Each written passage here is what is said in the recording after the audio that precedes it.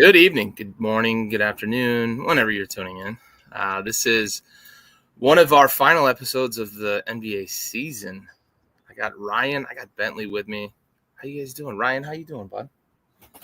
I'm good. I'm glad I didn't mess up the intro there. I thought only I had control of it.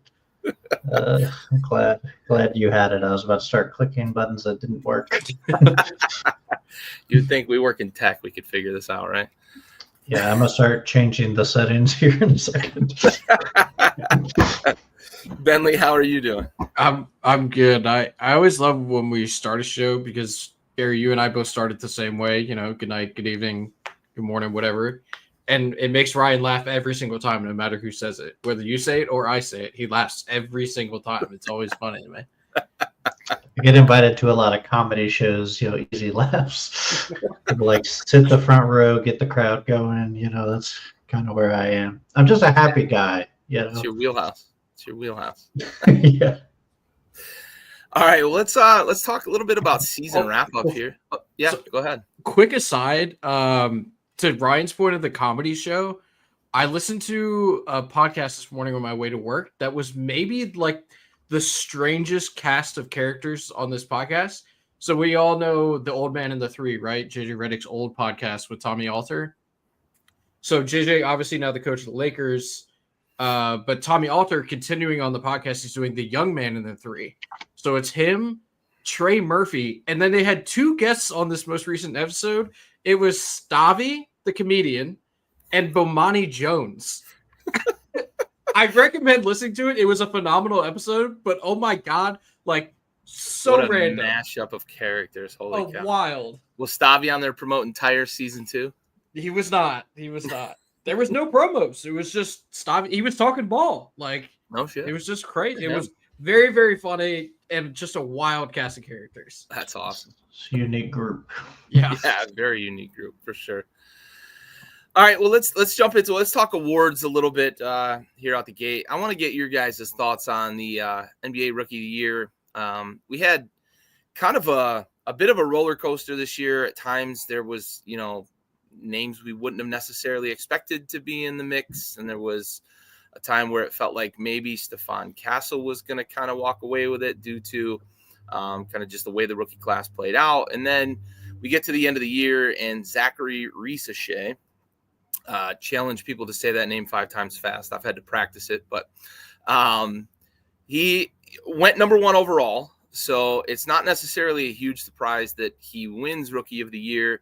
I just want to kind of get your guys' feel for that award going to him. And then talk to me a little bit more about your outlook on this rookie class as we wrap up this season, because we were pretty upfront about the fact that like the Hawks won the booby prize in the sandwich between Cooper Flagg and Victor Wembanyama here.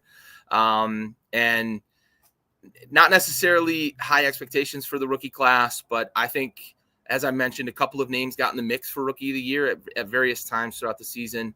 And just want to kind of get your thoughts on what this rookie class means for the teams that had, especially the lottery picks this past season. Ryan, we'll go to you first. Well, I don't want to be the guy to correct you, but you inverted your narrative. Stephon Castle won Rookie of the Year. Zachary Risacher did make a run at it at the end. You reversed it. I saw Risacher on an announcement earlier. I must have gotten duped. So unless like another person gave out Rookie of the Year and you watched that one. But Stephon Castle doing it. I think Risacher finished either second or third. I think you got the okey doke. But either way, not a strong class. I think that can be said pretty clearly for a lot of people. I think Stephon Castle ceiling not super high. Risacher probably has a decent one. Alex Sarr's like an interesting guy, but there were a bunch of like top 10 guys that didn't even play. Reed Shepherd's like an obvious one that barely played. And some people thought might be a Rookie of the Year candidate just because of his offensive ability. It doesn't surprise me Castle won it. I think he was my favorite early season pick to get it. Risacher struggled early and then kind of came back in. But yeah, not a super strong class, not a super high upside class. There's a lot of vocal.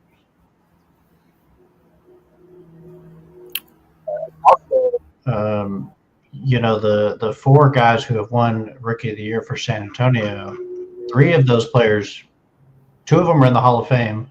One is hurt, but obviously the future of the league, I think, if he stays healthy. And Stephon Castle, so he has a lot to live up to because Wemby is, as of right now, Wemby is the second worst Rookie of the Year winner ever for San Antonio. So he's got a lot to get going, but not a great class. Yeah, for sure.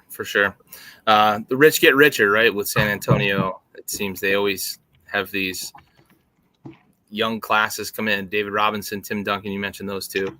And now they've got Vic and another Rookie of the Year that they get to pair together for the next who knows how many years. Bentley, over to you about the correct Rookie of the Year and this rookie class overall.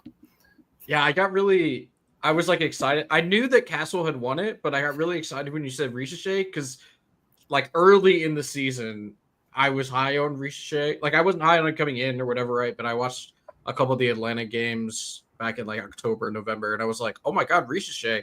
I think I talked about it on the show. I was like, the guy plays hard. He knows where to be. He like is fluid in his movements. Like he's not lost on an NBA court, right? So I got really excited. I was like, maybe I was an early adopter. Nope, even though I got you. Castle won.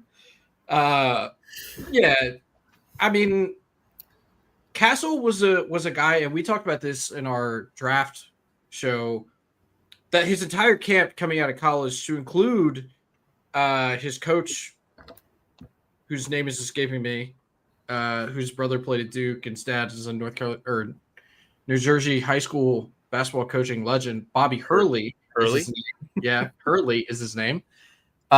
His entire camp was promoting him as his point guard coming out of college. And the three of us were kind of confused after watching him play at UConn. We were like, I don't think he's a point guard. He's like an off guard kind of guy. Because Cam Spencer obviously played point guard at UConn when they won their national title. And we were like, okay, well, maybe his upside is playing point guard. That's what he's going to come into the league and he's going to do. And then obviously San Antonio goes out and makes the trade to bring in one of the 8 best point guards, wherever you rank De'Aaron Fox, right? But a true blue point guard in the NBA.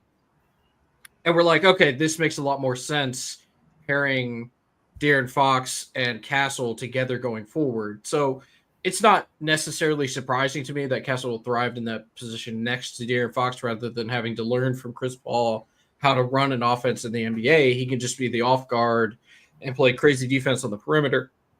So it wasn't the most shocking award winner overall, right? I think it probably went to the correct person. If he continues to play off ball, which is likely what's going to happen with Fox and Wemby being there, if he develops into like the 4th scoring option, I think that's phenomenal. You said it, Gary. This class was kind of sandwiched in between two, like, I hesitate to say all time, but 2 highly touted classes, right? So awesome for him, awesome for San Antonio. I don't know if he's on a Hall of Fame trajectory, but time will tell, right? Yeah, it's not just the headliner either with Vic. Like last year's draft class was deep, and this year's draft class is going to be deep. And last year's draft class was riddled with end of roster guys, it felt like, or at least, second tier, second unit types of guys. So we'll see. Any other draft class coming into this season, San Antonio might have a shot for back-to-back rookies of the year. Yeah. Unfortunately, that award is already taken. I think they still got a shot, crazily enough. That award is already claimed, Ryan. If you were going to bet on who the best player from this class is going to be, who would you bet on? Because there's some guys. Oh, God, dropping stuff. There's some guys with high upside, but are very raw. Washington's got one of them who looked okay he finished 3rd or 4th in voting, so he kind of finished the season relatively well. I think it's like him, Sarr, Ware potentially in Miami. I think Ware's like a high potential guy. Like does a lot. Probably not an all-star, but could be if things like go well. Buzelis is another guy I think that could end up being an all-star. Obviously Castle, but like I don't know if Risache ever reaches that. Maybe he does. But Jalen Wells is not going to be one, so we'll just throw that out there. Even though he finished third in Rookie of the Year. No, Sarr finished third in Rookie of the Year. Sarr finished fourth. NBA.com said that he finished third. We're getting conflicting reports. I know, right? Either way, I set a bad tone right out the gate. I'm looking at NBA.com and I have it as fourth. So. I don't know. Either way. Is Terrence Shannon available to have the best career? Yeah, you don't like Rob Dillingham instead? I do love Rob Dillingham. Another guy we talked about, and he might come up again later in this show. But another guy that I was super high on coming out of the draft last year. I loved him at Kentucky. Thought he was like a spark plug guy, but we'll have to. I need to. Like Terrence Shannon played more for the Spurs down the stretch than did Rob Dillingham, and I don't know what I said, but Spurs. For the Timberwolves down the stretch. Oh, it's because Rob Dillingham was drafted by the Spurs and they got traded to Minnesota. A trade I did not like for the Spurs, but I need to see Rob Dillingham on the court more to like show that he's going to have the best career. Yeah. What about Jared McCain? Where's he at? Does he have the potential to be the best guy in this class? I got to throw the Duke guy out there for you. He wasn't in this class. Yeah, he is. He was drafted 16th by the 76ers. Yeah, he was leading the way early in the year when he still finished like 7th in Rookie of the Year voting. Yeah. I mean, I'm gonna go off the board, and I'm gonna caveat it with I don't think he plays for the team that drafted him. I'm gonna go with a guy who hasn't played a single snap in the NBA. I'm going to go with Nikola Topic, and I think it's going to be because Oklahoma City packages him with some of their assets to bring in another big-time superstar. And I'm going to double down on it if they lose the NBA Finals, because I think that Sam Presti is going to feel some pressure. If they win the NBA Finals, maybe there's less pressure, but I think Nikola Topic becomes a valuable bargaining chip in the trade market at some point for OKC if they push their chips into the middle of the table and try to build what could become a dynasty with the framework they've already got in place. So I think Topic ends up somewhere else. Maybe it's Phoenix, maybe it's somewhere else, but I think he ends up somewhere where he becomes the focal point of a team building for the future. And I think he has an opportunity to be a tremendous point guard in the NBA, a la guys like Jokic, or not Jokic, Doncic. That's a similar name. Yeah, of course. That similar ilk, that European style of playing the position. I had Topic at 3 on my big board before he got hurt, before the injury. So I'm receptive to the Topic pick. I like him a lot. Doesn't have the athleticism you probably want, but 6'6", can play the one, moves the ball well, can get to the basket with his size. I think he's an interesting piece. I do think OKC, he probably not going to play much, at least unless actually Billy and I sort of talked about him today, but unless they just lose a lot of guards to free agency because they can't afford to keep all of them. I could see that happening. But Ryan, should we tell Gary about our East Coast Oklahoma City roster? Let's hear it. So Oklahoma City has 1,000 picks coming up, right? Well, what they do is they're going to keep this team that's going to win the championship this year. They only play against the Western Conference teams, and then they make all of these draft selections, and all of their draft selections play in the Eastern Conference, and they only play Eastern teams. Yeah. And a couple of the best players. The A and the B team play in the final. Well, no, they don't even play in the finals because it's still Oklahoma City, right? So you just take like the 2 or 3 best guys from the Eastern team and add them to the playoff roster. There you go. They get the September call up. Exactly. Yeah, there's just so many guys. Like if they took all their draft picks, you're talking 40 players. Oh my God, you're not kidding. they can't keep all those guys, obviously. So yeah, especially if they hit at the rate they've been hitting. Yeah, as successful as they've been scouting. When Bentley brought it up, I thought about, if anybody watches F1, the Red Bull team in F1 has a baby Red Bull team that is also competes in F1, which is the only team that does it. And I was like, so there is precedent for this. Yeah. It's never happened in basketball, at least in modern basketball, but it is a funny idea. Yeah, the Red Bull, the Racing Bulls, and then the Thunder and the Racing Thunder. Yeah, there you go. Aren't they? What are they? The OKC Blue is their G League team, something like that. Yeah, something like that. Yeah. You make a mix of it, the Blue Thunder, maybe. I don't know. Oh, I like that. The NBA can market that, dude. SGA reigning MVP in the Oklahoma City Thunder coming to Madison Square Garden. Actually, it's Pokachevsky, Topic, Ousmane Dieng. It's these guys coming to Madison Square Garden. Yeah. All right. Well, let's shift gears a little bit. Let's talk DPOY. Evan Mobley wins it. I think we can all agree that blood clots aside, Evan Mobley was the second best defensive player in the league this year. If you agree that he was rightfully the winner of DPOY with Vic being down. Vic was on a pretty crazy pace with block shots and the way he influences the floor from everywhere because he's got octopus tentacles for limbs. But Evan Mobley, really kind of the most improved as well. He had a great year this year. We talked about how important he was going to be for this Cleveland team to start the season. And they go and win the 1 seed, underwhelming in the postseason. But what we're seeing Indiana do right now, I think there's a level of forgiveness maybe for Cleveland losing to this Indiana team with what they're doing to the Knicks as well.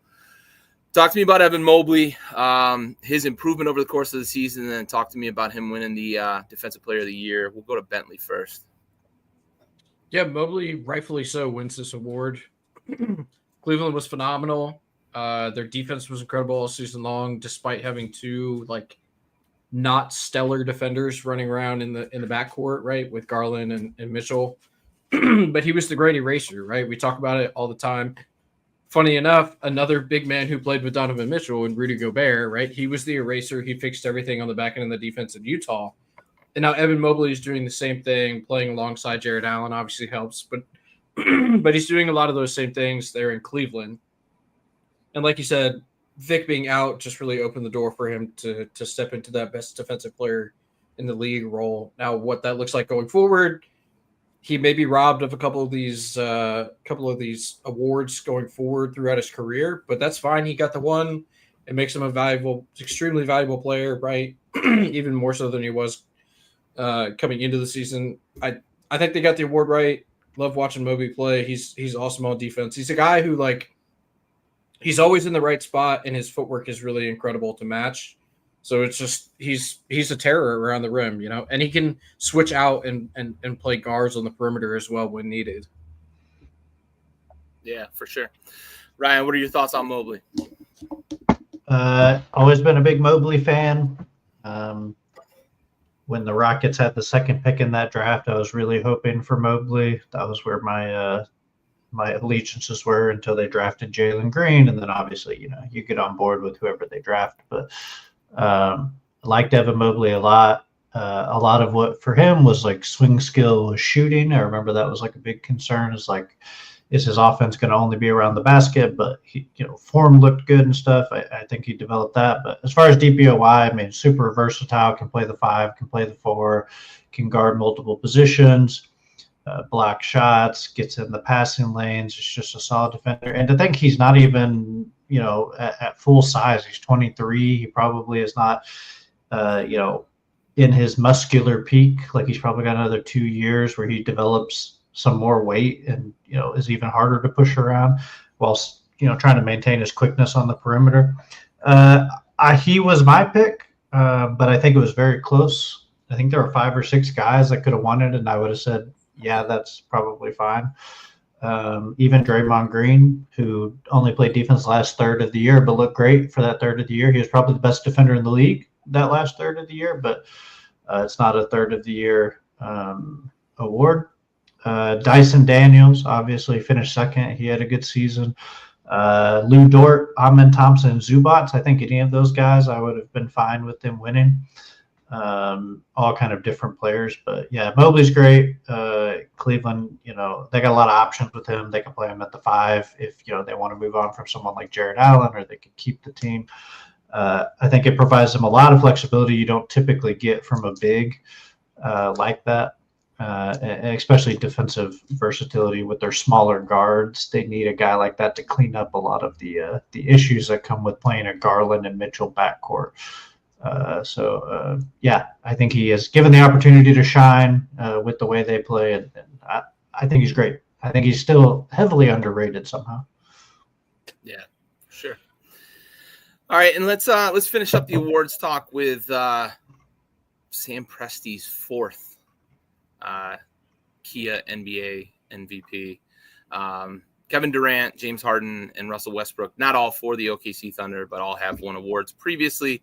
And Shai Gilgeous-Alexander, another coup by Sam Presti, who seems to be maybe the most ingenious personnel guy, maybe in the history of the league. I don't know. He's been phenomenal, though. I'm speaking in a lot of hyperbole there, but he's been awesome building this roster, but also the way that he's been able to manage resources and draft assets and moving players and moving on from players and still maintaining success in OKC. So I just want to give Sam Presti his flowers. But Shai Gilgeous-Alexander wins the MVP.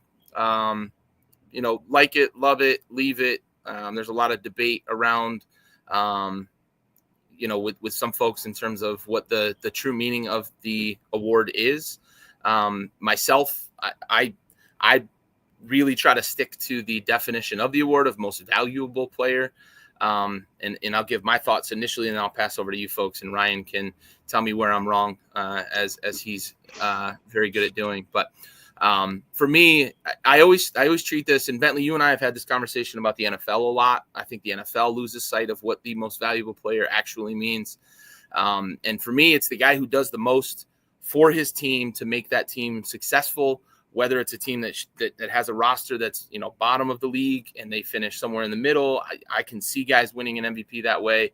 I can see, folks that they're kind of the rising tide, right? That's what I'm looking for in an MVP. A guy that is making everybody around him better, a guy that takes a roster that shouldn't be what it is and makes it better. It's the quarterback position we see a lot in the NFL, but we often give the award to the guy who is the best player on the best team with the best record, that sort of thing. And I don't necessarily agree with that. Congratulations to Shai Gilgeous-Alexander for winning the MVP. I think that he is a guy who had a season that is worthy of consideration for MVP. However, I will say he had a season that was considerably less productive than Luka Doncic last year, who finished a distant second in MVP voting. And I look at a guy like Nikola Jokic, who's on a team that if you take him off that team, I don't think they win 35 games. If you take Shai Gilgeous-Alexander off of OKC, I think they still win 40 to 45 games, and I think that they are a decent seed in the playoffs. And that, for me, is what I tend to look at when I consider the MVP. I don't want to diminish what Shai Gilgeous-Alexander did this year. SGA has been phenomenal. He's a great two-way player, excellent defender on the ball, excellent creative offensive player. Takes advantage of the way he's officiated to make the most of the opportunities he's got. You've seen the run they've had in the playoffs. It's not a postseason award, but still, you see what they've done in the playoffs. He's a great basketball player. I tend to think the NBA has this kind of "it's your turn" mentality with the MVP award as well. A guy like Westbrook, even a guy like Harden, I think kind of got the "it's your turn," and we see it with like the polar opposite side of guys like Jordan and LeBron, right? You could just give them the award every year if you really wanted to, but they don't do that. So I'll get off my soapbox. That's my thoughts on it. Congratulations to SGA. I don't agree with him getting the award, but he had a great season. I'm going to save Ryan for last so he can kind of catch all the strays and throw them back at us. But Bentley, talk to me about SGA winning the MVP. Yeah, there's no secret here that I'm a Nikola Jokic fan. And I kind of gave this spout, if you will, to Ryan and more so to Chris at work, who's a big Oklahoma City guy. I'm going to say some things, and I don't want any of them to be taken as SGA slander. He is immensely talented. He's probably one of like the 6 or 7 best guys in the NBA right now. His team won 68 games. That's incredible, right? Like anytime you're flirting with 70, anytime you win more than 60 games in a regular season, that's awesome. He's the best player on that team. He, like you said, Gary, takes advantage of the ways that he is officiated. That in and of itself is a skill, right? And this is probably my first and biggest gripe. He's not a character. He's not a player who plays through contact. He's a player who plays to contact and then throws the ball at the rim. Yep. A lot of people have accused Brunson of that as well, and I will say in the regular season that's fair. But in the postseason, Brunson has been a player who is playing through contact and not just when he initiates that contact, because that's what he and Shea do a lot, right? They initiate the contact with the defender. What Shea is doing is he's initiating the contact and then he's ceasing to play basketball afterwards. What Jalen Brunson is doing is he is initiating the contact, playing through that contact, and continuing to make a basketball play afterwards. Ant gets a lot of flack for this. Michael Jordan got a lot of flack for this. Those are two guys who are immensely, immensely athletic. They're the two most athletic guys in Jordan and Ant when they're on the court, right? And they know that. So they are players who play to avoid contact, right?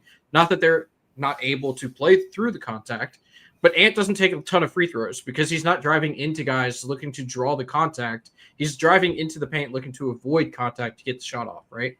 And that's why he has so many acrobatic plays, and Jordan had the same thing and whatever. SGA does not do that, right? He takes advantage of the way that he's officiated. He drives into the lane. His first step, his ability to get around on-ball defenders is incredible, right? He's so good at that. He's able to get to his spots whenever he wants. That's a skill. That's awesome. He's one of the best at that in the league. But what he does that annoys so many people is that he gets to his spot, initiates contact, and then just throws the ball at the rim. And it's like what you're doing is not playing basketball at that point.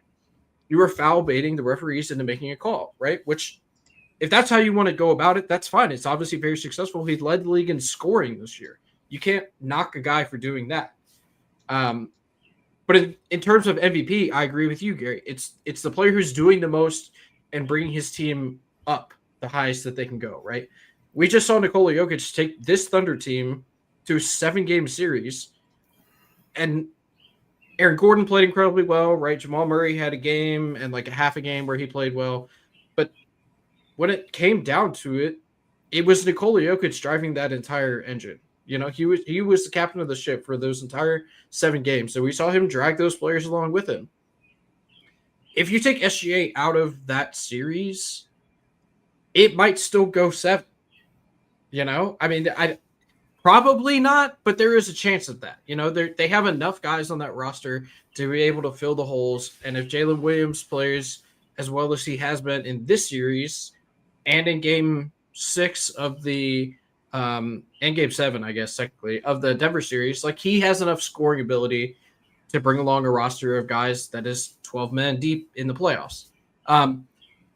So I say all of that to surmise that SGA, incredible basketball player, phenomenal, immensely talented, able to do basically whatever he wants on the basketball court. But you cannot tell me he's a more valuable basketball player to a single franchise than is Nikola Jokic. If you had said that he finished second in MVP, totally on board, right? You win 68 games, you lead the league in scoring, phenomenal, 100%. I get it.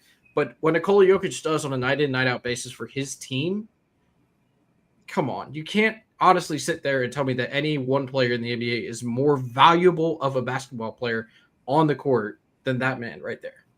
Yeah, for sure. And I want to clarify. I know I said 40 to 45. My stance is that OKC is a 50 to 55 win team without Shai Gilgeous-Alexander. I do think that is one of the 3, maybe 4 best teams in the West without SGA. Ryan, over to you, man. Correct us where we were wrong and give us your stance on SGA as MVP, because I know he was your selection. We've talked about that. Y'all make me sound like the worst person to talk to. You're our sanity. I'm putting it that way. Like, he's here to correct you. Everybody loves that guy. So this was a 2-horse race. You've already talked about that. I was fine with either one of them winning it. I thought both of them deserved it. I actually was running around for a little while saying they should co-MVP them because I thought it was that close. But they're not like the NFL where they do that. They very rarely co-MVP. Yeah, I mean, it makes sense. Shea had either the first or second best year statistically, and he had the best team. I mean, it made sense why that happened. I do agree that sometimes the narrative around how MVP is voted for changes. I'm very familiar with that because James Harden was a victim of that narrative and benefited from it in other times where it was like, oh, Russell Westbrook had a triple-double, so he's got to get it. It's like James Harden was the better player that year. Like, I still to this day feel that way. I think it was close, but it's like Nikola Jokic got a triple-double this year. He averaged a triple-double. that narrative never came once. It was like it's like, oh, that's normal now. So two people have ever done it, and that's normal. So it's one of those times where it just changes. Best player on best team, best statistics. It's like it's clearly not best statistics, and I don't think it ever has been best statistics. I think it always has been a winning award if you look back at it historically. Like the best player in the league doesn't typically win it, actually. It's pretty uncommon. If you go back and like who should have won the MVP, most people are like Kareem should have like almost 10. He's got 6, right? Michael should have like 9. LeBron should have like 8, right? Like if you were to actually give it to the guy who had the best year, but that's just not how the award works. They change the narrative every year. Jokic is an all-timer. This was an all-time year. The real tragedy of this whole thing is that Giannis had an MVP caliber year, but was so far behind those two, I think numbers-wise, that it like no one cared. But he wins MVP in like a lot of seasons with this. Yeah. He averaged, I have it right here, 30, 12, 6.5, and 2 stocks on 60% shooting. But we're just like, but not good enough. Like that might be his best or second best year ever, and he's won an MVP. So it was a wild year for the MVP vote. But I'm fine with it. I do want to first clarify some historical record here about foul baiting. Okay, so in the 50s, there was a guy named Frank Ramsey.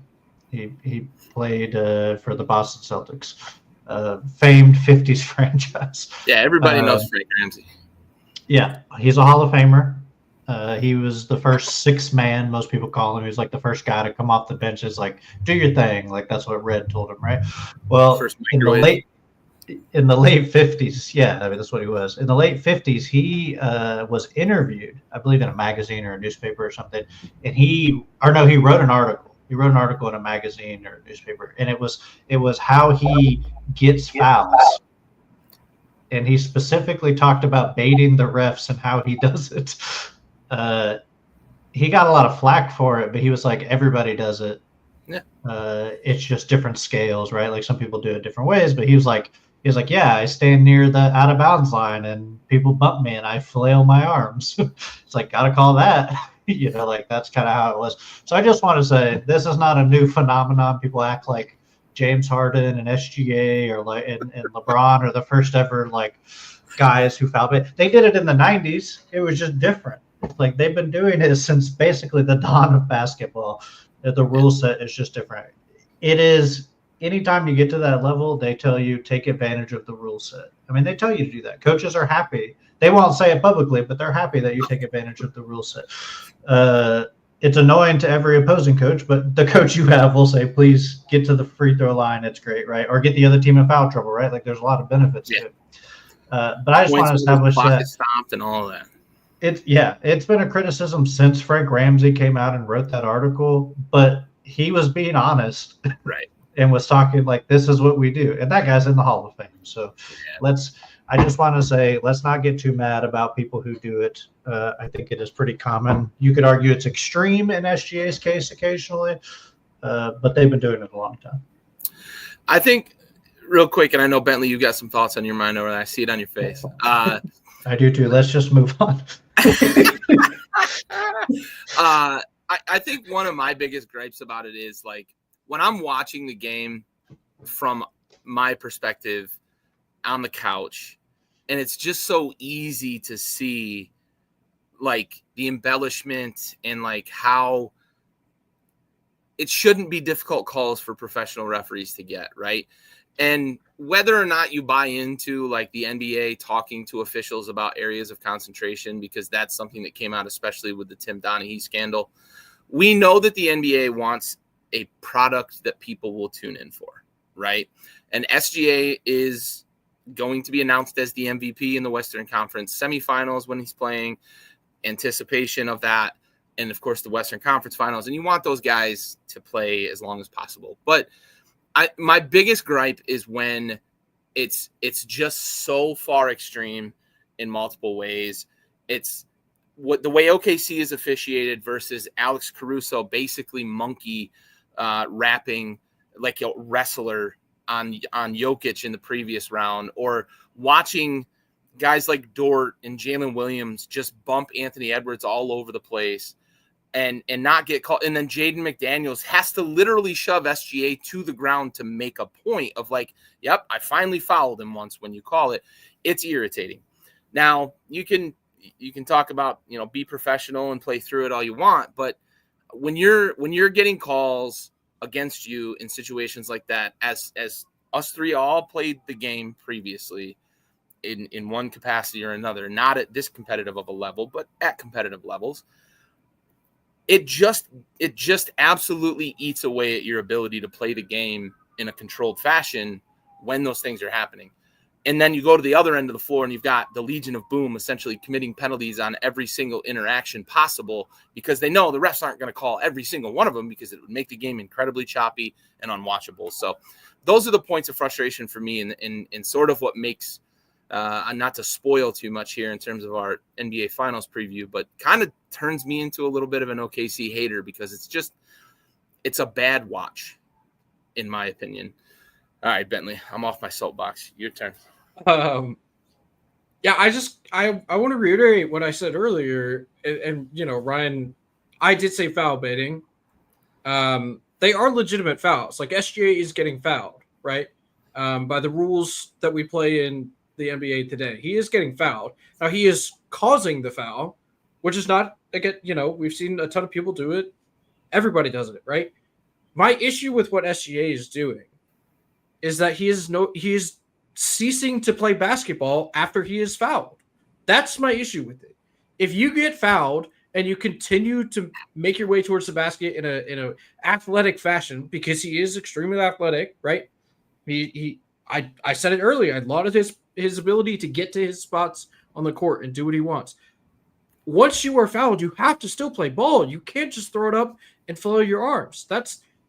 I'll even go one step further.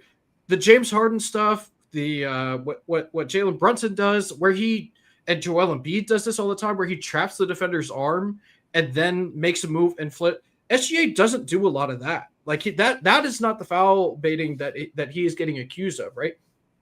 It's that he gets bumped, and because I don't think it helps his case that he's a little more frail than our other players on the court, right? So if he's being guarded by Jalen McDaniels, who's also not a huge player, but like if he gets bumped by Jaden, not Jalen, like he's going to go off whatever foot he has on the ground. He's not going to continue his gather step. He's going to go off of whatever foot he has planted at that moment, throw the ball up, and toss his other arm out. Like that. That is what bothers me about what SGA does, more so than what other players in the league are accused of doing, right? And again, I get that that's a way to play the game, but I agree with Gary. It's not an enjoyable product to put on the court, right? When he scores 35 and has 19 of them from the free throw line, I'm like, it's a little cheapened, Now I get that like 3 or 4 of those might come in late game scenarios, like we saw in game 5 or game 4 rather in Minnesota, where it was a free throw line festival at the end of the game. But like that's part of the game of basketball is you have to score with stopping the clock and then prevent the other team from running it out, right? Like that's within the flow of the game. I understand that, but it's and then even to piggyback off what you said, Gary, like the foul baiting on one end of the court with SGA, where he ceases to play ball once he's touched inside the paint, and then you come down on the other end of the court and Game 7, Caruso on Nikola Jokic. Nikola Jokic is the greatest basketball player in the world. Do you think that he was shut down by Alex Caruso? Like on every, what are we doing here? He was mauling him. I told this to Ryan today. They foul off the ball, not on the ball. They foul off the ball on every single defensive possession. And Gary, like you mentioned, the refs can't call all of it. But it's like, if the other team were to do that to Oklahoma City, they're going to be marching to the free throw line for the majority of the game. Now, I don't know if that's the NBA saying, hey, we want this team to go forward, right? That's the way we need to call it. I'm not sure what the reason for that is, but I'm just calling it how I see it playing out on the court. I'm putting my tinfoil hat back on. That is the way the NBA wants it.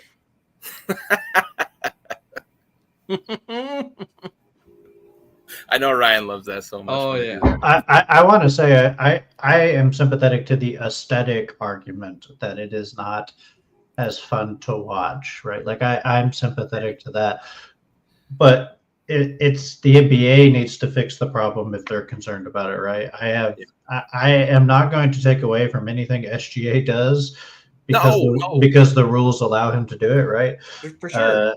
Where I think the NBA does have a referee problem. I think there's a lot of great referees in the NBA. But I do think we get Scott Foster out of crucial games in the playoffs. Like, can we stop that? Scott Foster's the guy I think might be the one guy that I do have a conspiracy about. Right. Like, he's the modern day Tim Donaghy. He's the hitman for the NBA. It feels like half the time. Well, he was friends with Tim Donaghy. Right. They were like best friends. Right. And then because I watched I watched that documentary and it was like, oh yeah, me and Scott used to hang out all the time, and then I got caught and he never spoke to me again. It's like, yeah, duh. Like, and I want to clarify too, Ryan. That's a good point, right? I opened the conversation about MVP with the fact that he takes advantage of the way he's officiated. He 100% should. I would never. It's the same thing I tell OKC fans now. I tell Cowboys fans in the NFL. I tell Eagles fans now. I tell Chiefs fans during their dynastic run. Patriots fans during their run. Cavs fans when LeBron was there during their run. The Warriors, right? You should absolutely lean into just enjoying the fact that you're getting the darling treatment. Don't try to tell me what I see on the floor is wrong, because my eyes are probably more trained to it than the average fan, right? Don't try to tell me what I'm seeing is wrong. Just own it, enjoy it. I told Bentley this the other day, and I've told other people this as well. Jaden Daniels looks like he might be a darling of the NFL. Let me get some of them calls that I've watched the Cowboys get for 3 decades because I would enjoy. And is it an officiating problem? I think, Ryan, you nailed it on the head. The NBA has an officiating problem. But the biggest thing is I don't want anything I've said to necessarily detract from the fact that SGA should and does take advantage of the way he's officiated, because other greats throughout the course of the NBA history and all the major sports, all of the greats know where they can get that competitive advantage. And this is part of the competitive advantage. Yep. Yeah. And I don't say that as if y'all are saying that. I think it's just it is a little bit of a narrative even outside of here, right? Like, online, it's like, oh, he's mad because he does this. It's like, that is a skill, just like Bentley said. It's a skill. People treat it as only a negative thing. It's like, there's a lot of negative skills that benefit people.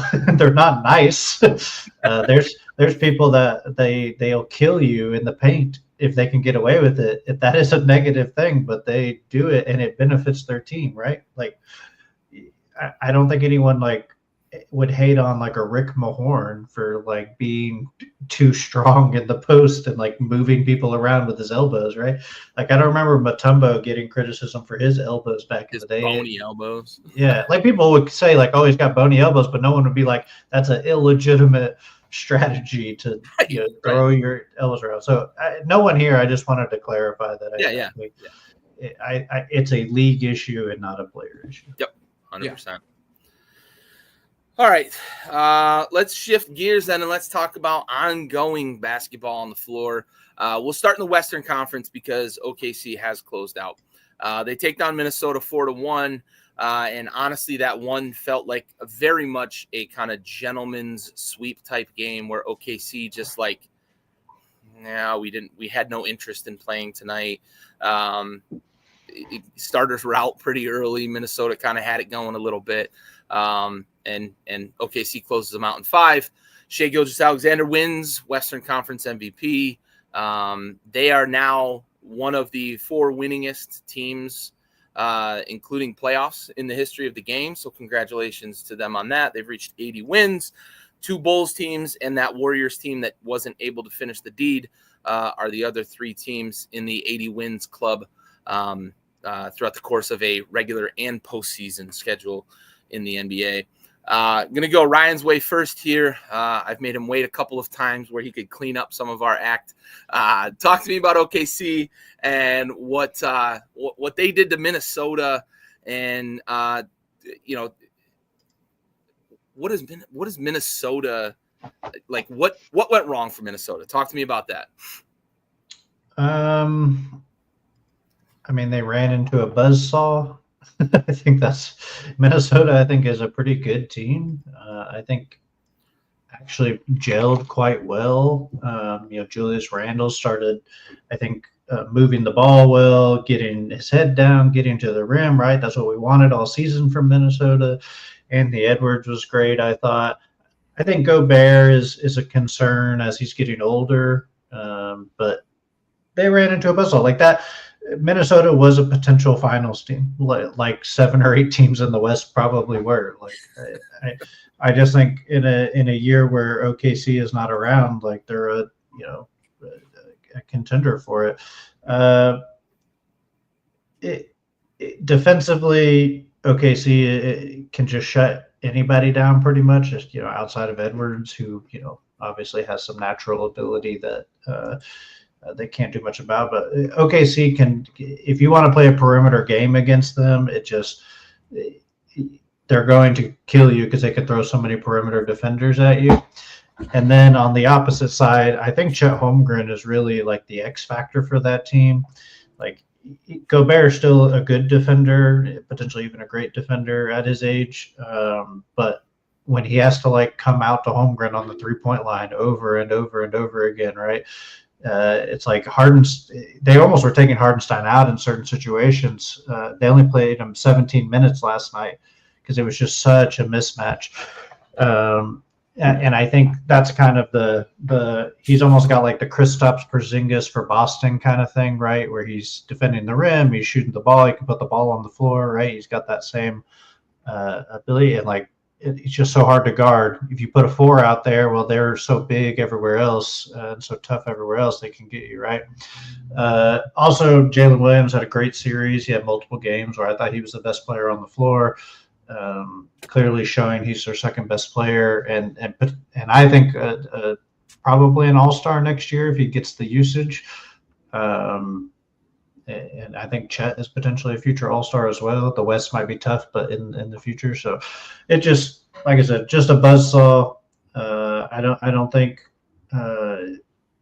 Minnesota had much of a chance. They were going to need an otherworldly Edwards series to beat them. And against OKC, that's even more difficult. So I don't really know what to say as far as like, they've been the best team all year in my opinion, and I've had them as my best team basically since like the first quarter of the season, and they're playing like it.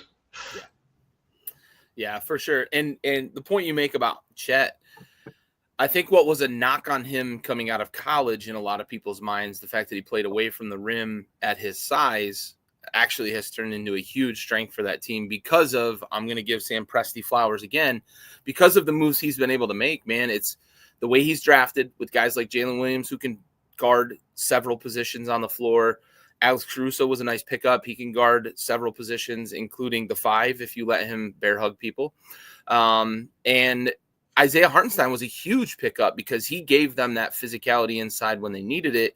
But you mentioned it, right? When Minnesota's not willing to make a change and get a guy who wants to stick with Chet on the perimeter, they just take Hartenstein out so that Rudy doesn't have somebody he can go cover in the post, and he's got to go chase Hartenstein around, and it just leaves that defense very, very susceptible on the inside. So what was a perceived weakness for, 7'4", Chet Holmgren coming out of college, has actually turned into a bit of a strength because of roster composition, but also to give Dagnall his flowers, the way that he assembles the units that he's putting on the floor and the usage of Chet Holmgren for sure. Bentley, talk to me about OKC, and do you agree with Ryan that really Minnesota probably just wasn't going to have an answer this series because of the buzzsaw that was OKC? Yeah, Minnesota is not the only team that was not going to have an answer for Oklahoma City.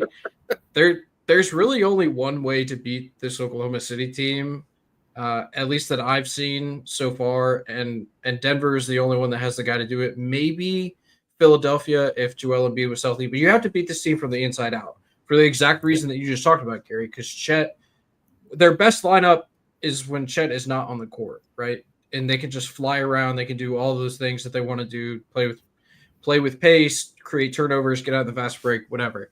But they start Hartenstein because they built this roster to beat Denver. Playing from the inside out with Jokic pulling all of the strings is really the only way to beat this Oklahoma City team, because they apply so much defensive pressure to the perimeter players of the opponent that like it's tough for you to get into anything, right? Unless the ball is moving lightning quick. And that's not really how Minnesota does it. And even when they do, like you run the pick and roll, Ant makes the right pass, it skips to the opposite corner. They don't have the shooters. Like Randall, not a knockdown shooter. Naz Reid somehow forgot how to shoot the basketball. Jaden McDaniels shot well in this series, but he didn't shoot well enough at volume to make like a huge offensive impact. DiVincenzo, I don't know where he's been for the last like 2.5 months, but he hasn't played well. It was inevitable that Oklahoma City was going to win this series. It was just a matter of in how many games. Because if you watch, Ryan mentioned Ant having this otherworldly talent, like this innate ability to just kind of take over games, and that is true. But if you watch the games and where he was being super aggressive, he was only aggressive in spurts where there was one big on the court, where he felt that he could get past, like he could call the pick and roll. If he could beat that first line of pressure, then it was only guards, and he felt comfortable going to the rim. But if you watch on those drives, there are 4 guards in the lane, right? And it's like at least 4 players from Oklahoma City had 1 foot in the paint at all times whenever Ant broke that first line of defense. And it just, there was not much that he could do. He's not even 24 yet, right? I'm not worried whatsoever about his ability to break down defenses going forward in his career. But, Minnesota was a high turnover team all season long. We saw that. It manifested itself in this series. They won the turnover battle. They were like 100 points plus in the turnover battle compared to Minnesota, meaning they outscored Minnesota by 100 points off of forced turnovers, right, in the series. So, you should not feel bad if you're a Minnesota fan. Don't look at your expiring contracts and your cap sheet, but like just focus on the fact that you made the Western Conference Finals 2 years in a row, and you have one of the 5 best players in the NBA, wherever you want to put Ant, right? You have one of the most exhilarating, electric high flyers in the NBA today, who's only 23, and you have so much time to build around him. Like Oklahoma City was always going to win that series because Nikola Jokic wasn't on the other side, and he's the only player in the West that Sam Presti is worried about. I really don't think he cares about anyone else because he thinks he has the bodies to throw at him. And Nikola Jokic was the reason that they went out and got Isaiah Hartenstein. The 3 of us talked about it last year, coming off the playoffs and going into free agency. You said they need a body to throw at Nikola Jokic. Obviously, we thought Cat as well, but Cat's in the East now, and they don't really have the 2 towers in Minnesota. But They needed a body to throw at Nikola Jokic, and then they went out and they got a really good one in Hartenstein, and they won that series. And I don't think they were particularly worried about Minnesota, and rightfully so. Yeah, sure. Yeah, I think one of the big things for Minnesota is the fact that they just don't have a lot of like versatile shooting. They don't have guys that Ant can break down a defense, and when OKC puts 4 feet in the paint, he doesn't have a guy he can kick it out to, and they're going to hit shoot at a high percentage. They're very much like a volume centric offense. Ant has become a bit of a volume centric scorer, and that doesn't necessarily bode well against a team like Oklahoma City, who can just throw so many bodies at you. But also, I think they had a very good approach to where they were going to collapse on him and make somebody else beat him. All right, let's shift over to the East. So we've got Game 5 tonight. Indiana's up 3-1. Tyrese Halliburton has cemented his status as I can't believe you voted me the most underrated or most overrated player in the NBA. I still don't understand that necessarily. He's like the perfect point guard. I saw an incredible stat. So in playoff runs in the NFL, only 2 quarterbacks have had more yards with less turnovers than Tyrese Halliburton has. And of course, somebody had to do the math on like how far his passes have traveled without turning the ball over. He's got like 700 and some yards passing, quote unquote, without a turnover. It's unbelievable what he was able to do in especially in individual games, the way he's kind of changed and morphed the way he's played. Indiana really rides heavily on kind of how he's played. The game that they lost in this series, he did have some turnovers. But in that 35 points, 15 assists, no turnovers game, that's the one I'm talking about where he had like 700 yards of passing in that game without a turnover. An unbelievable performance. I think he's really made his way to center stage. I want to pose it to you each this way as you talk about this series because it's not over yet.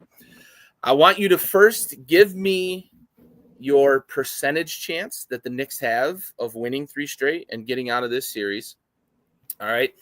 And then I want you to tell me what went wrong for the Knicks in the first 4 games of this series, vice how well Indiana has played.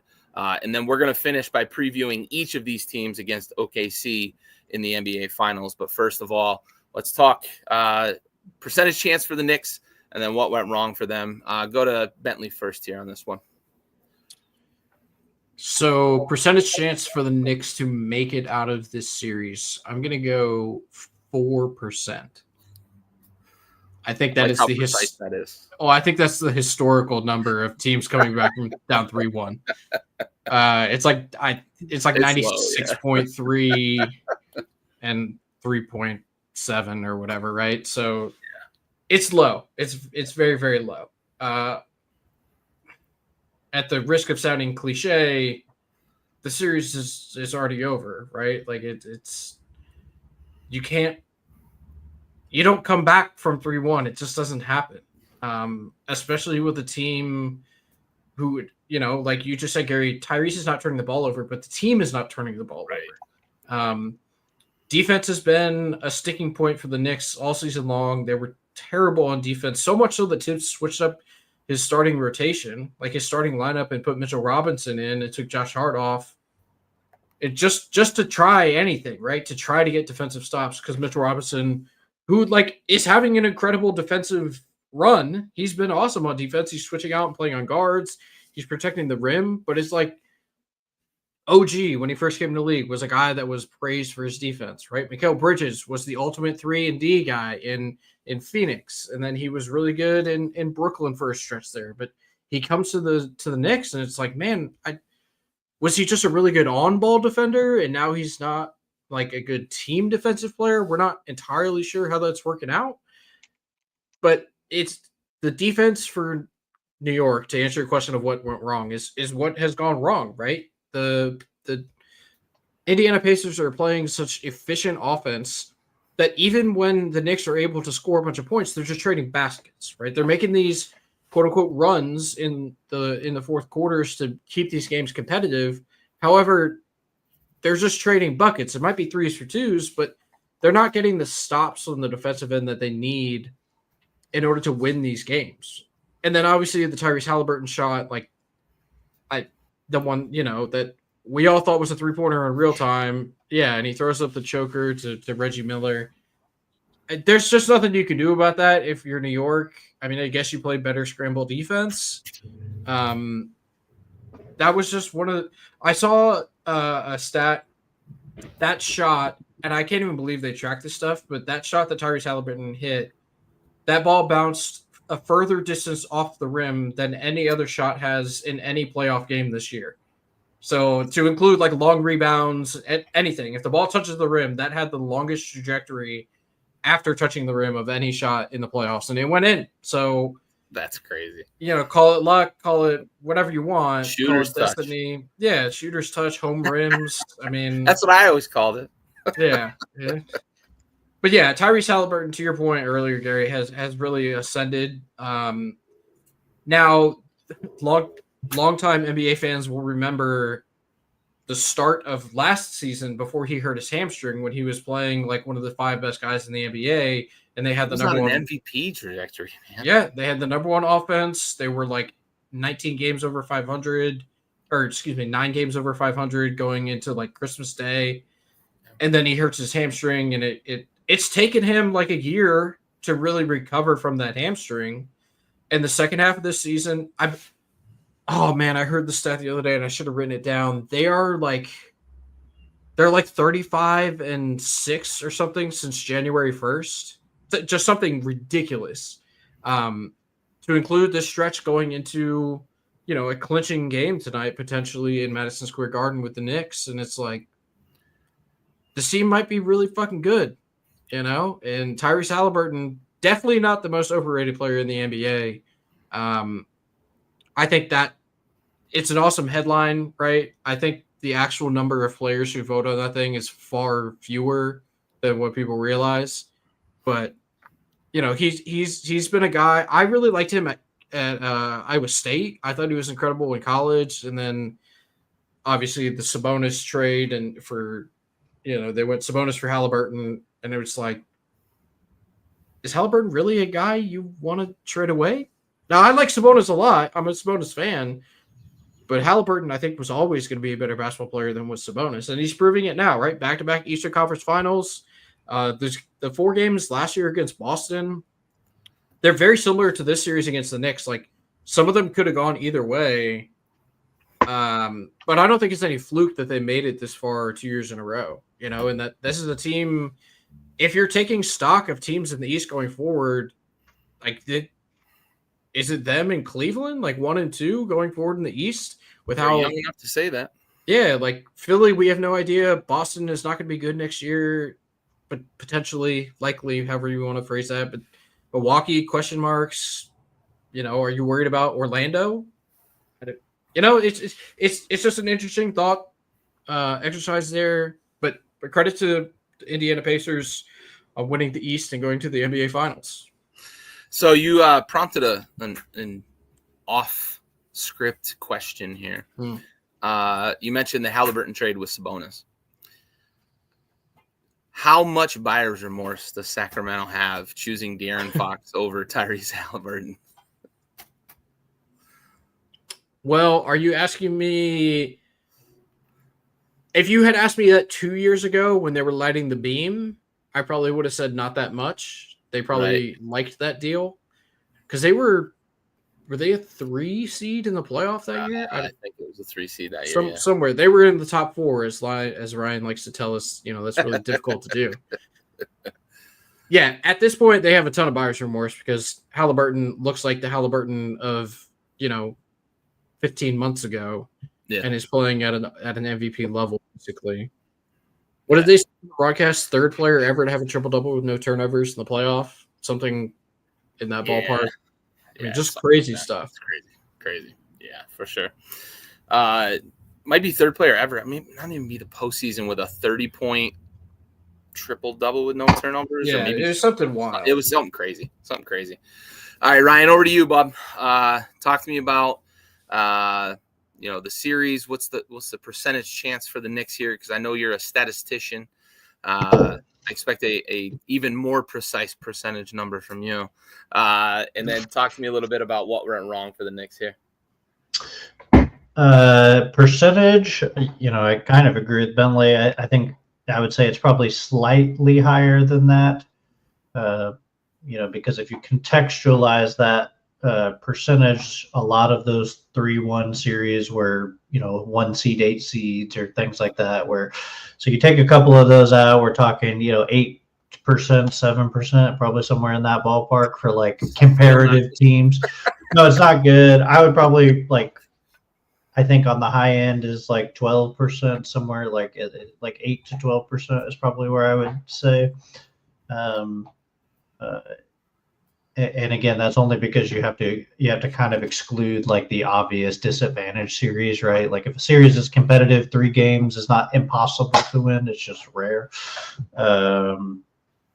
But yeah, I agree with Bentley. The Knicks defense has been bad all year, and has been bad in the series.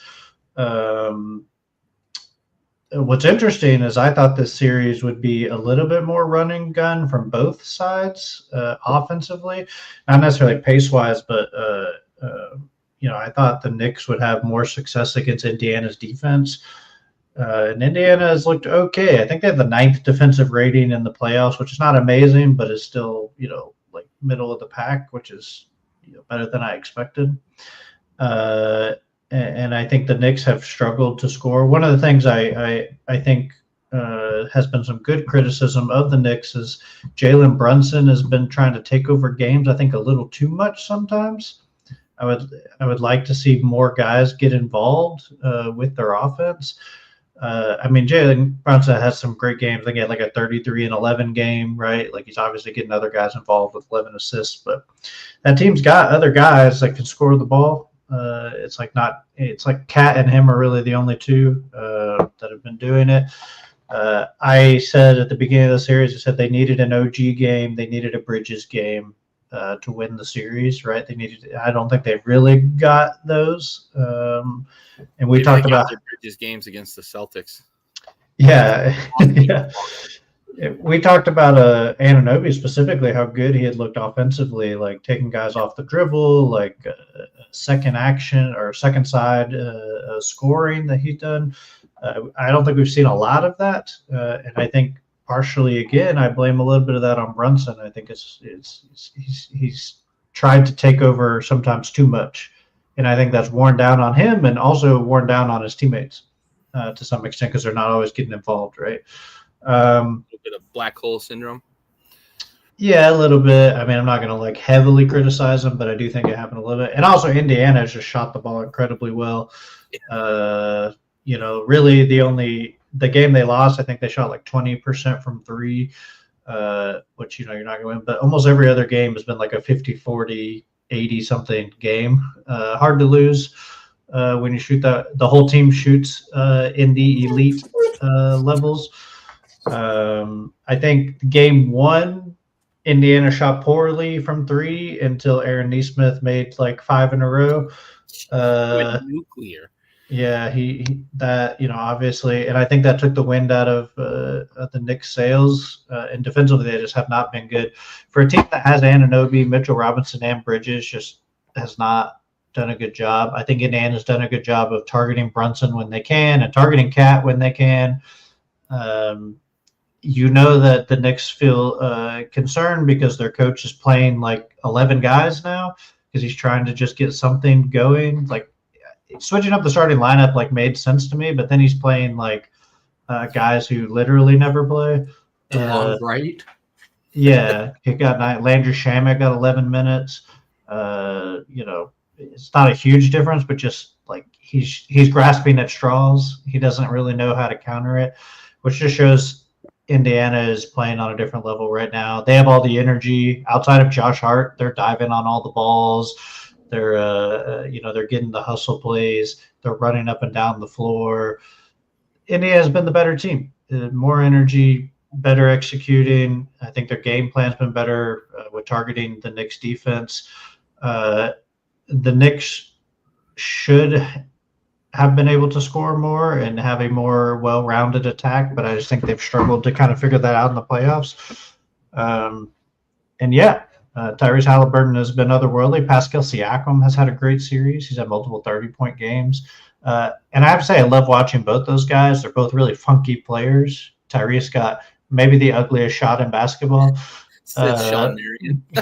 Yeah, it's like amazingly he gets it off, and it's he's like a 40% 3-point shooter. Right, he shoots a fucking efficient percentage. And then Siakam's got a lot of like funky stuff that he does. He's got a lot of like he loves his spin move, but he's got like reverse spins and like between the leg reverse spins. Just love watching both those guys play. I see your post. Sorry, I just saw it. My boy Poku. I'm sorry. Yeah. Playing in China now. I don't know where he's somewhere in Europe. But yeah, that came from your boy Sam Vecini. So I do love Sam Vecini. He's a funny guy. But yeah, Indiana been dominant. I think I expect New York to win tonight. Let's see, the game's already started. New York's up 5. I feel good about that. It's early, but I expect them to make a series of it because I think those guys do have a lot of pride. And but I expect Indiana to win it by the end. So my dad has texted me 2 separate times in this series and said New York's keeping this game too close. They need to be down 20 so they can actually start playing. I was like, yeah, that's a fair point. That's a fair point. Yeah, they've lost every close game, and they've had a lot of close ones. Like obviously game 1, but game 2 was close. Game 4 was relatively close for like certain parts of it. They just give it away. Also, this series, if you didn't notice, has had a crazy amount of free throws. Yeah. And I don't know if the teams just can't guard like without fouling because they're not like amazing defenders, but there's like multiple 30 free throw games from both teams, which is like pretty wild because there's games you get like 7 free throws. So you got Cat who fouls constantly. Yeah. And then you have Hakamich. So like it kind of makes sense that there's going to be a lot of free throws. Yeah, Benedict Mathurin went to the line 11 times last game. Well, that's because all he can do is go downhill. He played 12 minutes. He had 11 free throws. 11 free throws. Yeah. If they get him back, if they get him playing at the level he was playing in the regular season, because I think last game he was good, but he's been kind of meh in the series. That team, they might give OKC some trouble. Like if Mathurin and Ben Shepherd and Toppin like come off the bench and have the energy. Like I don't think they'll beat OKC. I know you want to ask that question, but I think they could give them some problems. Yeah, I love the free Pops narrative too. We talked a bit about Pops Halliburton being a little out of line with maybe not a little, a lot of out of line with the confrontation with Giannis. But it was cool having him in the building for Halliburton to have his big game, and that's been a fun narrative. I love players that keep receipts though. Aaron Nesmith, after the microwave nuclear game that he had, retweeted and shared the screenshot of Bleacher Report shitting all over the Indiana Pacers for the trade that sent Malcolm Brogdon to Boston for what they called essentially pocket lint. And Aaron Nesmith played a crucial part in that huge win that might propel them to the Eastern Conference Finals after all is said and done. So I love when players keep receipts. I don't love when players have a bunch of burner accounts like Kevin Durant, but I do love when players keep receipts and make a point of circling back on those things because we know how much motivation folks like Tom Brady and Drew Brees they find from those things. Michael Jordan at his Hall of Fame induction speech still talking about his JV basketball coach cutting him. So they find a lot of motivation in these things, and that was pretty cool to see him do that. All right, so I want to shift ahead. We're gonna make 2 assumptions here. First assumption is going to be Knicks win 3 in a row, win the Eastern Conference Finals, and they face OKC. I want to know what you anticipate for said matchup, because I feel like we're going to get game 1 of the NBA Finals before next week's episode, right? Are they actually scheduled out past that? It's game 1 of the finals will be Thursday at 8:30. So it'll be during the show. Okay. I couldn't remember if it was Wednesday or Thursday. But talk to me about Knicks versus Thunder and why the Thunder will win in 4. I'm going to go to you, Bentley, first. Yeah, so funny you should say that, because if it's the Knicks going to the NBA Finals, I'm going to take the Thunder in a sweep. I just don't envision New York being able to get stops ever. And they're so the best player on the Knicks, well, one of the 2 best players on the Knicks is Jalen Brunson, who has the ball the most. And we talked about Oklahoma City having 1,000 perimeter defenders that they can just send at him over and over and over again. And then they have they have Chet Holmgren kind of roaming around to swat balls at the rim, and Isaiah Hartenstein there as well. I don't see a way that the Knicks score enough points to compete with Oklahoma City in that series if they do in fact get through with the Pacers. And I damn sure don't see them having enough defense to get enough stops to stay competitive with Oklahoma City.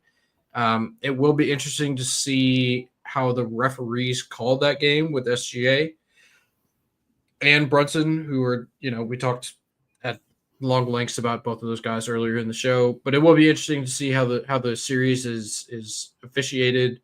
Ryan talked about a bunch of fouls or free throws being called, or fouls being called, resulting in free throws during the Pacers-Knicks series. So that's just something, if there's a huge free throw discrepancy in the Knicks' favor, maybe they get one. But I don't think they get the stops, and I don't think they can score enough points to compete with Oklahoma City. Ryan, any dissenting opinion? Not dissenting. I could see the Knicks winning 2 games potentially. That's probably at their cap, I think. Barring injuries or something like that. I agree with Bentley. I think both these teams have a terrible matchup with OKC. What's interesting about the Knicks is OKC is kind of built to handle the Knicks, even interior team as well, right? If they wanted to play Robinson and Cat together, well, guess who else has 2 7-footers that are basically the light version of both of those guys, right? Like Mitchell Robinson and Isaiah Hartenstein are similar, and Hartenstein's got more offensive game, but both bulky rebounders who play some defense. Whereas Cat and Chet, Chet is just a lighter version of Cat, so they at least could match each other in that standpoint, size wise, maybe not girth wise, but size wise. And I think their perimeter defense, like Bentley said, would just cause Brunson would have a horrible time getting. I expect him to get his shots off, but the amount of work he's going to have to do. That's why I think they could win 2 games, but he will be ground down by the time that ends.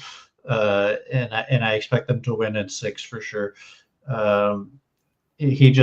The amount of effort he will have to put in, especially if Anunoby and Bridges don't give any offense, like they're going to throw Caruso and Dort and SGA at certain times and Williams at certain times, and then Cason Wallace when they feel like it. Like it's just going to be so much. It's so physical just to get the ball in his hands. I expect, especially if they go 7 here, because they have to go 7, and then he has to play OKC. I give him a game or 2 at best, but that's the best I feel for him. So I would say OKC would win it in 6. All right, let's flip the script to Indiana. We'll go to Ryan first. Talk to me about. Go ahead, Ben. You answer the question. How many? I answered it before 4 games. Oh, 4. Oh, I don't think. I think the Knicks matchup is just so terrible. I'll expand a little bit. Yeah. I wasn't being hyperbolic when I said 4. I don't think the Knicks can match up with OKC at all. I think the reliance upon Brunson and the fact that we haven't necessarily gotten since the first round, we haven't really gotten the Karl-Anthony get Mikal Bridges against Boston that we need to get here in this series. I don't think it's a good matchup, and OKC in 4 really if they play the Knicks. One thing about the Knicks that really confounds me, and I guess I should have brought this up earlier, is that they don't ever run offense for Cat. The only offense they ever run is for Jalen Brunson. And then like OG and Cat and Mikhail will kind of they'll get grenades, right? Yeah, it's just, it doesn't make any sense to me. I don't know why they don't just run a Cat Brunson pick and roll 45 times a night. I don't know why they don't do that. It makes absolutely no sense. Yeah. I've seen them run they do like a Cat at the elbow every now and then, which I think is like it's not really a play, but it's like, we're going to give it to you at the elbow and kind of let you figure it out, where he can shoot or pump and drive. Like I've seen him do that, but you're right. They don't really run a lot of screen his man, let him flare out. Like they don't do a ton of that. A lot of it, he just takes with a guy in his face, because he usually does have and he makes it a lot of the time. But. Yeah. He gets a lot of offensive boards and like cleanup plays too. With his rebounding has been vital for the Knicks in the games that they've won so far in the playoffs. But he's one of the 10 most gifted offensive players in the NBA. 15, whatever you want to put him. He's incredibly gifted on the offensive end of the court. Run something for him. It just makes no sense to me. I don't understand it. Yeah, agreed. I think we maybe in this series more than at any time during his tenure in New York, we're seeing the shortcomings of Tibbs as kind of being able to adapt, right? As a coach, Ryan mentioned they're kind of throwing things at the wall, and it feels a little bit, too little, too late in terms of shaking up the lineup. You just don't have the guys at the end of your roster that you really are going to put in and they're going to make a difference. So it does feel like this team was built to beat Boston, and they did that. Unlike OKC, though, they needed to be concerned about Indiana, whereas OKC didn't need to be concerned about Minnesota. All right, let's flip to the other side of the fence here, where Indiana's up 3-1. Assuming Indiana closes out in the next game or two, or if it does go 3, oddly enough, I don't anticipate it going to game 7, but let's just assume Indiana closes out in one of these games. Talk to me about the matchup with OKC, and give me your pick in terms of how many games and who you've got winning. And if you've got OKC, talk to me about what Indiana needs to do in order to beat OKC. We'll go to you first, Ryan. I think I think Indiana is a better team than the Knicks, which helps. They have a more well-balanced team, especially offensively, which they're going to need against OKC. I think that is probably where they can execute their game plan most effectively, is getting a bunch of people involved, right? Though OKC can throw 5 defenders at you, making all 5 of those guys work together the whole game, I think is your chance, right? You can't just be like, all right, we're just going to let these guys switch onto our best player over and over again. And, Caruso into Dort, into Wallace, into SGA, right? Just over and over again. You got to make it hard on that defense. You got to make that defense work. And I think a team like Indiana can do that, especially with their pace and the passing ability they have, and even the individual scoring they have with Siakam and with Halliburton. I also think a guy like Miles Turner is always kind of an X factor, right? If you can get Miles Turner involved. Now, I think OKC can handle him, right, with Chet potentially. But if you can pull Chet away, and then, they can't play Hardenstein potentially because maybe he can't guard Siakam, right? There are some situations where I could see some, they're having to put a little guy on Siakam, hoping he can hold up. And that's probably their chance, right? Siakam just gives them a weird tweener that they don't know how to handle. It's do I put Hardenstein on him? Do I put Chet on him? With Miles Turner at the 3-point line, I think that's kind of their X factor probably, is that situation for them. But they just have so many guys that I'm not sure that they'll figure it out by game 2 probably, because they'll just try some different things and figure it out. But yeah, I think, if Indiana can get out and run, if they can move the ball, If they can shoot 50, 40, 90 as a team, always a good strategy. Those types of things. Get easy baskets. OKC's offense is not amazing. It's not amazing, right? So if you can, get a lead, run against them and get a lead, like you can hold some leads against them because their offense is just not that. It's not like the most potent thing in the world, but obviously hard to get that type of lead against a team with an otherworldly defense. I think the Siakam and Turner kind of 2-man situation where they have to guard both those guys could cause them problems. And then, like I said, just the team ball that they can play off the bench and stuff is really, I think, what they need to have. Still, don't think they'll win the series, but I think even if all of that goes right, they're still not favored. I still think OKC, even if everything I just said happens to the best of its ability, I still expect OKC to win the series. But I do think that gives Indiana, a 30% chance probably, like if they can play to the capability that they have, which is good to play the best team in the league and have a 30% chance. Like that's you take that all day. You give Indiana a better chance of forcing Game 7? No, I don't think they would likely force a Game 7. I think they're, again, I usually say a 6-game series because I think that makes sense. I think Indiana will have 2 probably incredible shooting nights. They usually are, good for 1. They probably get 2. So I expect 6. OKC is just so consistent on both sides of the floor. It's like Indiana has to hit their high-end outcome every single time to beat them, whereas OKC is just like their high-end outcome and the low-end outcome aren't even that far away from each other. And they're still both really good. So I give Indiana a little bit of credit, but not much. Bentley, talk to me about the Indiana OKC matchup.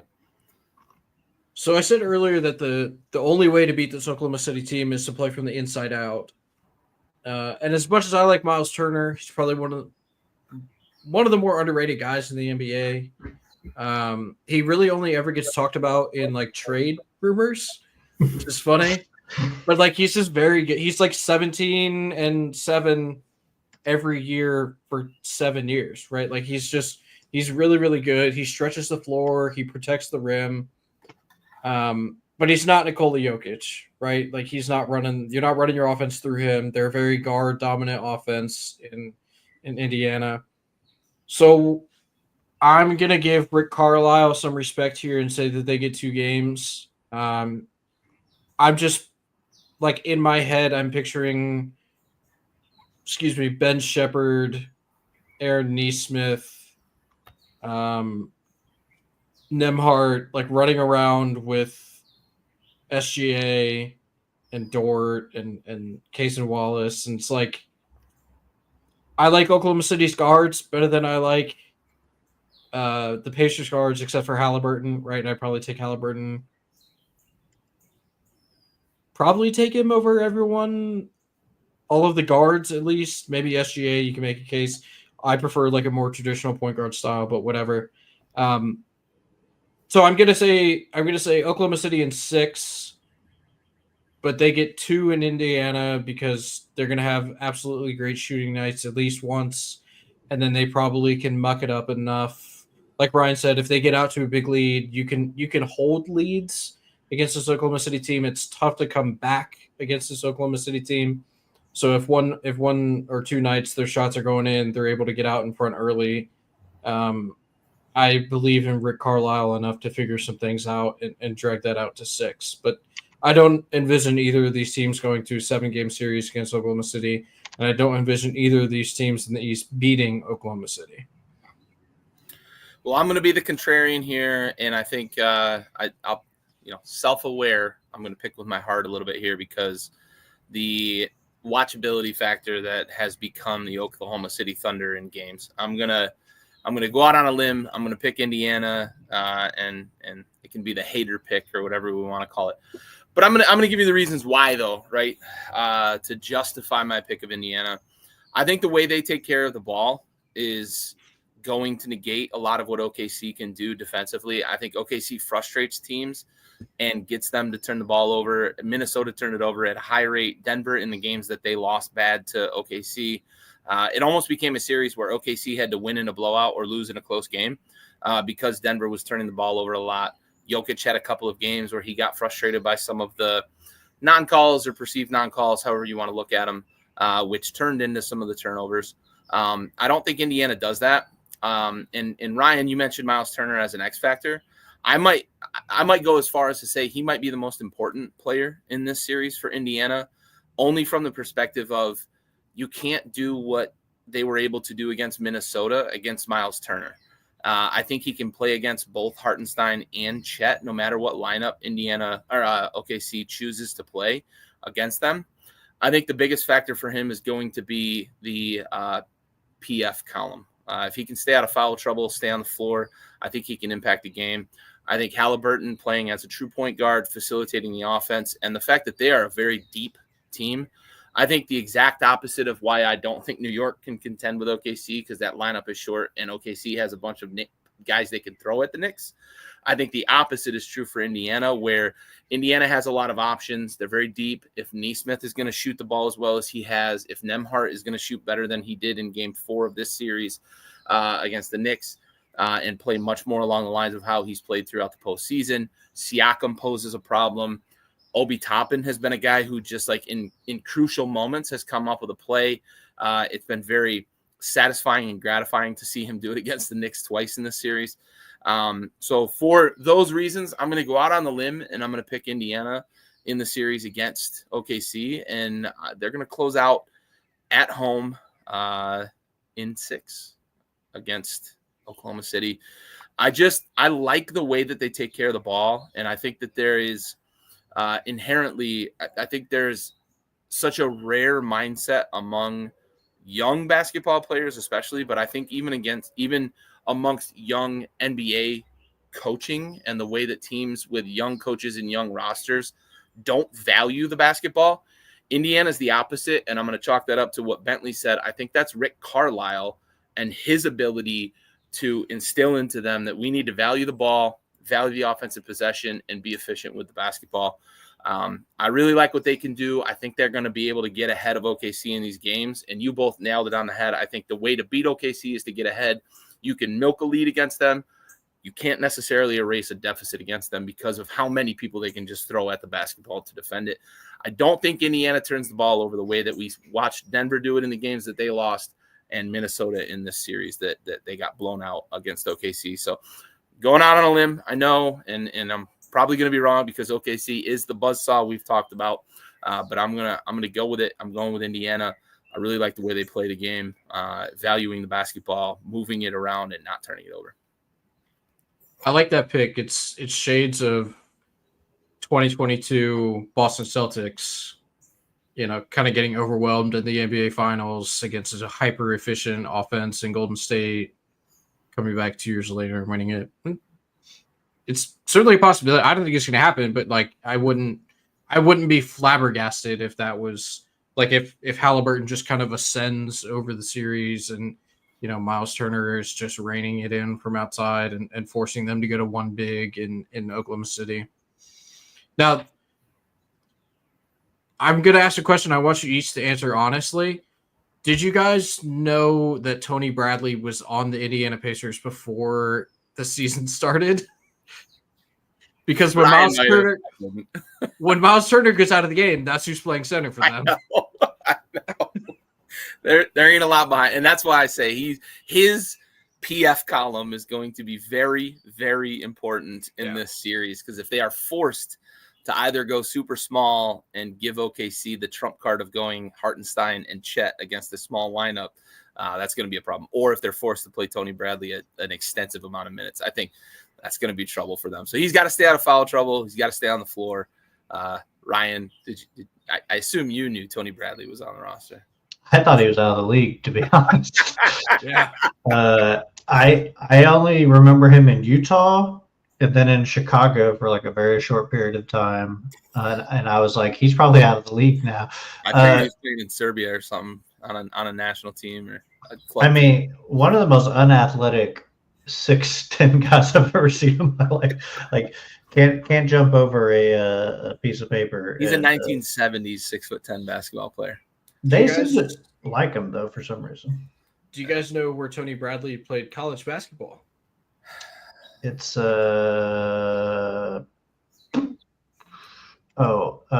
I do know. now that you're Is it making that face, I do. Trinity? No, it is their biggest rival. Oh, yeah. Uh-huh. Which, hold on, soapbox, just for 1 second. Gary, you and I have talked about this extensively because we do a college football show. Yes, go Pacers. Brian, I'm not sure he's aware, but he's not as in tune to this as you and I. The expansion of conferences in college sports is ruining rivalries. It is. Right? The 96-year-long or 96 out of the last 100-year rivalry between Southern Cal and Notre Dame it might come to an end in college football. And for my money, maybe the best, it's definitely the best college basketball rivalry, maybe the best rivalry in college sports, Duke, North Carolina. In the 2025-2026 college basketball season, Duke will only play North Carolina once. They are not doing a home and home. And Duke will not play Miami at all. Yeah. Because they're forcing them to an 18-game conference schedule, and they don't have enough. Like, there are too many teams to play twice in an 18-team or an 18-game conference schedule, right? So, soapbox over, but that's fucking bullshit, in my opinion. You're taking away the rivalry games that we love. Like, the kids camp for a week and a half. They longer than that, really. But, like, to get into these games, and you're taking it away. I don't, but whatever. Tony Bradley went to North Carolina. Yeah, it's all money, and unfortunately, it is frustrating.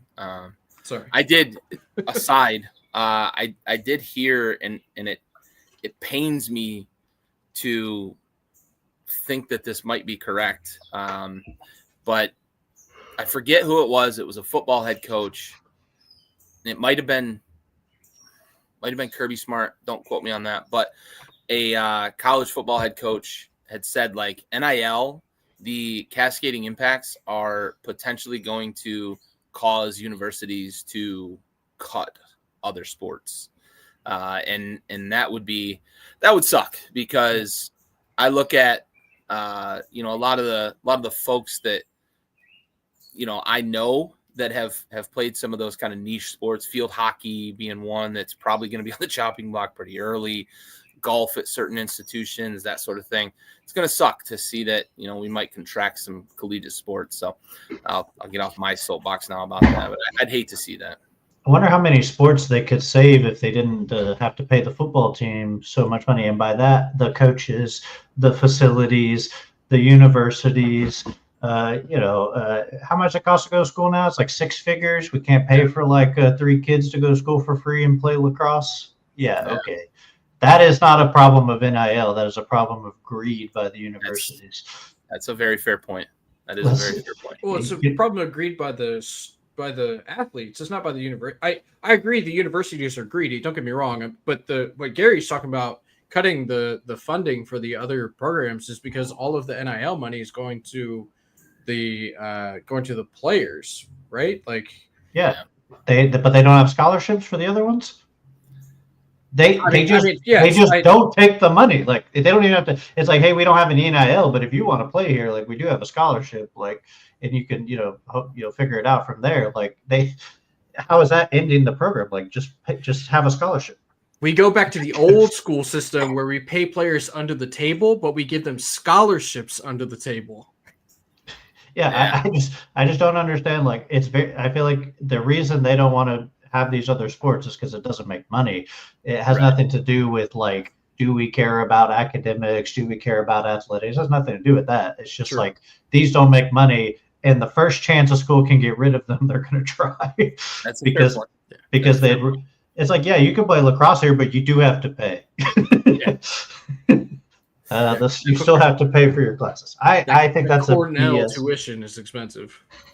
Yeah, well, Cornell doesn't give athletic scholarships anyways, but they're an Ivy League, right? Ivy Leagues don't have athletic scholarships. But Yeah, I mean, I think that's a BS statement, in my opinion. That's a fair counterpoint. Kirby Smart also said that NIL is creating such a pathway for players to get paid that we're seeing high school recruits making upwards of $20,000 a month to be committed to retain commitment to the like big time programs. Yeah. Yeah. Wild. Good for them. I'm happy for them. All right. When you turn 18, Yeah. or if you're going to pay them before, put it in a trust where they can't, like, you're not even at the school. That's right. That's not to play ball at the school. That is to not change your commitment to go to the school. Yeah. They shouldn't see a dime until they step onto the field to play games for that team. Well, I mean, I understand like the power struggle that universities are facing with recruitment, so they're doing stuff like that to keep guys. Like, I get it, but again, that is not the fault of the players. That's the fault of the universities for creating the nuclear war that they've made. I don't blame the players. Yeah. I think we'll see a long-term cooling off and kind of evening out of it. I think right now we're seeing the effects of the NCAA holding out for so long to call it amateurism, that the Wild West is so just unruly right now that, the greed of players and the universities and everybody else, they're all kind of butting heads right now. And we'll see what the future looks like. I think we saw an interesting one in basketball. Yaxel Lindeborg was a projected first-round pick, like late first-round pick in the draft this year. He played at University of Alabama, Birmingham. He was their star player. Not a huge program, obviously, and he would put himself in the transfer portal. He was signed to go to Michigan, but he's like, I'm going to go to the combine. And I assume at the combine they told him like, hey, you're a late first, early second-round pick. Well, Michigan had $3.5 million 1 year to play there. And it's like, that's more money than he'll make as the 28th pick or something like that, right? So I do think that is interesting from an NIL perspective and from a basketball perspective. We're going to start seeing like the elite freshmen and then a bunch of like juniors and seniors.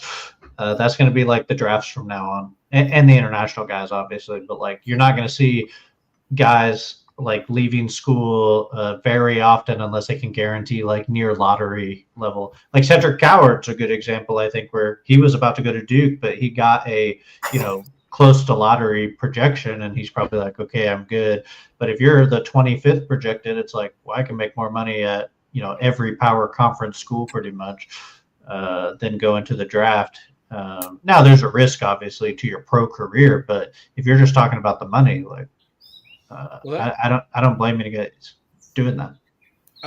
One last thought for me, and then I'll be done. That I agree that like the $3.5 million to go to Michigan for one final season is interesting for NIL. I think the NBA should repeal the one and done rule, allow guys to come from high school, right? And that I've said this back when NIL first started. I thought about it in the terms of college basketball.